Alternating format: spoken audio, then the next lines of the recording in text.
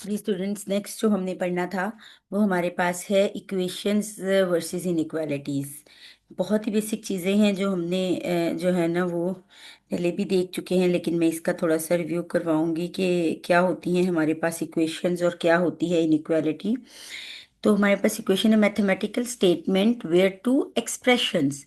Last time हमने expressions पढ़े थे, तो मैंने आप लोगों को बताया था कि एक्सप्रेशन मैथमेटिकल स्टेटमेंट्स होती हैं जहाँ पर कोई इक्वल, ग्रेटर या लेसर टाइप के साइंस नहीं होते हैं।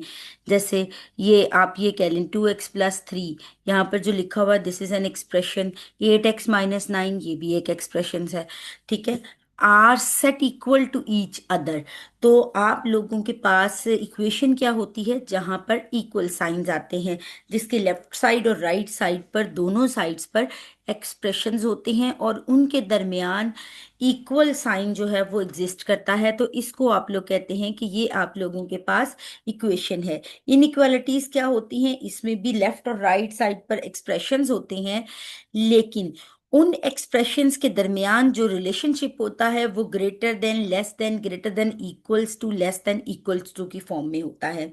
तो इसको हम लोग कहते हैं कि ये आप लोगों के पास इनइक्वालिटीज हैं। तो इनइक्वालिटी हो या इक्वेशन हो, लेफ्ट साइड और राइट साइड दोनों साइड्स पर आप लोगों के पास एक्सप्रेशंस होती हैं और उनके दरमियान अगर इक्वल साइन है एज अ रिलेशन, तो आप लोगों के पास ये इक्वेशन बनती है। और अगर उसमें greater, less, greater than equal to या लेस देन इक्वल टू के साइंस हैं, तो ये आप लोगों के पास इनइक्वालिटीज होती हैं। तो अब हमने लीनियर इक्वेशंस को सॉल्व करना है in single variable, in two variables, in we can also do with three variables. ठीक है, तो यहाँ पर हमने सबसे पहले जो है ना वो वन वेरिएबल में solving linear equation in one variable. तो सबसे पहले हमने इसे वन वेरिएबल में सॉल्व किया हुआ, ये वन वेरिएबल में करके दिखाया हुआ। Consider an equation, first of all consider an equation. अगर एक ही इक्वेशन है और उसमें सिंगल वेरिएबल है, तो उसको हम कैसे सॉल्व कर सकते हैं। हमने पढ़ा है कि हम लाइक टर्म्स को ऐड कर सकते हैं, यानी एक्स को एक्स के साथ ऐड होना है, एक्स स्क्र को एक्स स्क्र के साथ ऐड होना है। ठीक है, तो इन दिस वे आप लोग जो है ना वो इसको सिंप्लीफाई, जैसे हमने एक्सप्रेशंस को सिंप्लीफाई किया है ना, इसी तरह हम इक्वेशंस के सॉल्यूशंस फाइंड आउट करते हैं। जैसे हमारे पास ये इक्वेशन है, तो ये है 2x+4+7 और 4x-3+x। अगर हम लेफ्ट साइड को देखते हैं, ये मैं सर्कल कर रही हूँ, अगर हम लेफ्ट साइड को देखते हैं तो इसमें लाइक टर्म्स कौन कौन सी हैं, हमारे दोनों जो कांस्टेंट्स हैं वो लाइक टर्म्स हैं। 2x, तो हमने इसको क्या किया, इस साइड को हम कैसे सॉल्व करेंगे, ये आ जाएगी 2x प्लस, क्या आ जाएगा यहाँ पर, 4+7, तो ये आ जाएगा आपके पास 11 इक्वल टू, राइट साइड पर हम क्या करेंगे, हम ऐड कर देंगे किसको, 4 को और एक एक्स को। तो ये हमारे पास क्या आ गया, 5x, और राइट साथ में हमारे पास क्या आ गया, -3। तो हमने लेफ्ट साइड को लेफ्ट साइड पर और राइट साइड को फिलहाल राइट साइड पर सॉल्व कर लिया, लाइक टर्म्स जो थी उनको ऐड अप कर लिया। ये देखें, ये जो 4x था और ये जो x था, हमने इनको ऐड कर दिया है। तो होता ये है कि हमने देखना होता है साइंस हमेशा, जो किसी भी इक्वेशन की लेफ्ट साइड यानी उससे पहले, किसी भी टर्म से पहले जो साइन आता है वही उस टर्म का साइन होता है। तो ये हमारे पास आ गया। अब इसको हम मज़ीद अगर सिंप्लीफाई करेंगे तो मैं क्या करूँगी, मैं एक साइड पर ये देखें, मैं -2x को इस साइड पर ले आती हूँ और 3 को इस साइड पर ले आती हूँ। तो इससे मेरे पास क्या आ जाएगा, तो ये मेरे पास जो ये इक्वेशन बनी थी, ये बनी थी मेरे पास 2x+11 = 5x-3। तो मैं ऐसा करती हूँ, मैं यहाँ पर 5x और इस 2x को इस साइड पर ले आती हूँ, तो ये आ जाएगा -2x, और 3 को मैं इस साइड पर ले आती हूँ, तो ये आ जाएगा 11+3, क्योंकि उस साइड पर ये माइनस था, इस साइड पर आकर क्या हो गया, प्लस हो गया। तो ये आ गया हमारे पास 14 = 5 - 2। दोनों लाइक टर्म्स है ना, तो हम इनको माइनस कर सकते हैं, ये आ जाएगी 3x। क्लियर। तो इसी को मैंने यहाँ पर लिखा हुआ है, थोड़ा सिंप्लीफाई करते हैं, 5x - 2x = 14। तो इस सूरत में हमारे पास x क्या आ गया, हम एक 3 जो है जैसे ये आ रहा था, 3x = 14। तो x बराबर था 14/3। 3 के। ठीक है, x किसके बराबर था हमारे पास? वो 14/3 के बराबर था। ठीक है, तो इसके अलावा ये बहुत ही सिंपलेस्ट फॉर्म थी जो हमने अभी तक की है। नेक्स्ट नेक्स्ट इक्वेशन, नेक्स्ट चलते हैं। यहाँ पर मैंने एक इनइक्वालिटी सॉल्व की हुई है इस स्लाइड में, और एक मैंने जो है ना वो सॉल्व किया हुआ है इक्वेशन को। इक्वेशन यहाँ बहुत सिंपल इक्वेशंस मैंने फिलहाल लिखी हुई हैं, आगे जाएंगे तो मैं उस पे आप लोगों को इक्वेशंस बनाना भी बताऊंगी कि किस तरह से हम वर्ड प्रॉब्लम से इक्वेशंस बनाते हैं।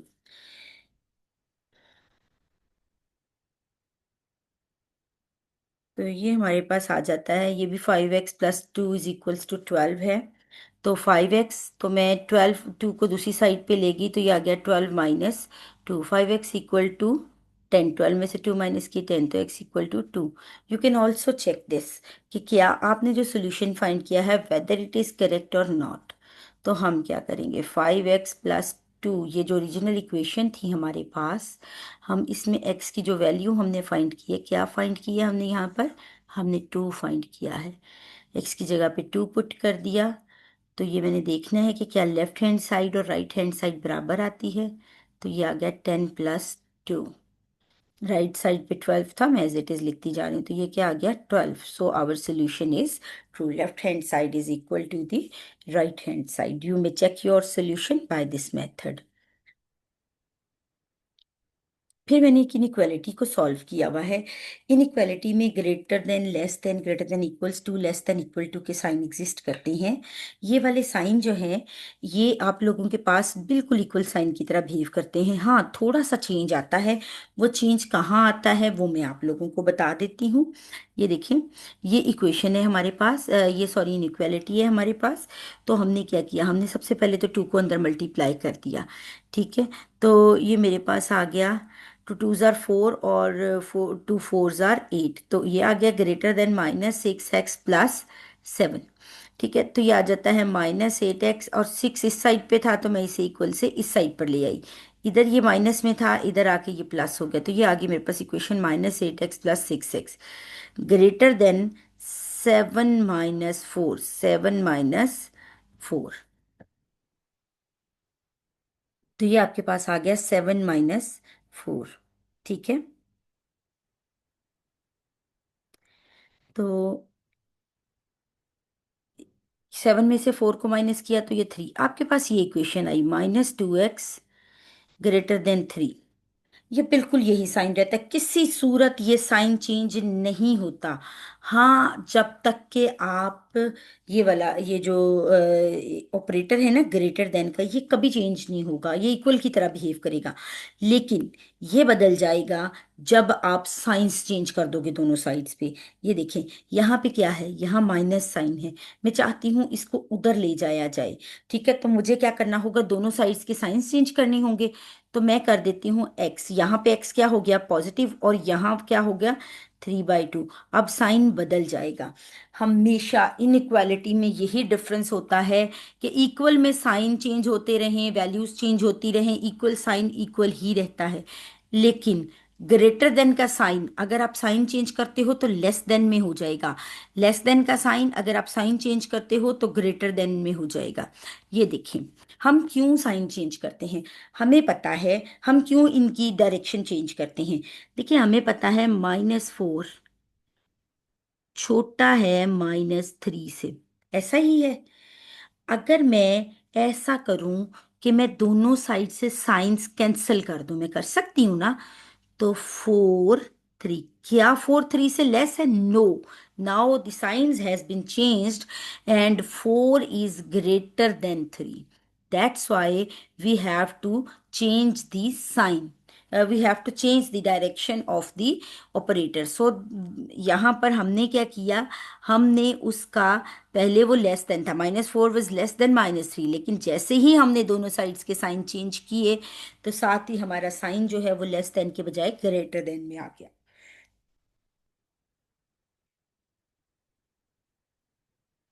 सो यहाँ पर हमारे पास एक एग्जाम्पल है कि आप सिंगल वेरिएबल में इक्वेशन कैसे बनाते हो। ठीक है। A customer paid ₹800 for shampoo, hair conditioner and hair spray, तीनों चीज़ों के लिए उसने ₹800, यानी जैसे हम ग्रॉसरी करने जाते हैं टोटल पे कर देते हैं, तो उसने तीन चीज़ें खरीदी, शैम्पू, कंडीशनर एंड स्प्रे, और उसकी उसने पेमेंट टोटल कितनी की? 800। द कंडीशनर कॉस्ट, अब वो उसकी कंडीशंस बता रहे हैं, conditioner cost twice as much as the shampoo, यानी शैम्पू की जितनी भी कीमत थी उससे डबल कीमत कंडीशनर की थी। And the hair spray cost ₹100 less than the shampoo, और शैम्पू की जितनी भी कीमत थी उससे 100 रुपया कम थी स्प्रे की कीमत। ठीक है। तो अब ये जो कंडीशन है इसकी बेसिस पर हम अपनी इक्वेशन बना लेते हैं। Let cost of shampoo equal to x. ठीक है। शैम्पू की कॉस्ट जो है ना उसको हम लेट कर लेते हैं और वो एक्स है। तो कंडीशनर की कॉस्ट कितनी है? ट्वाइस यानी डबल। तो मैंने लिखा कि cost of conditioner is 2x, उसकी डबल, यानी एक्स अगर शैम्पू की कीमत थी तो कंडीशनर जो है उसकी डबल है। ठीक है।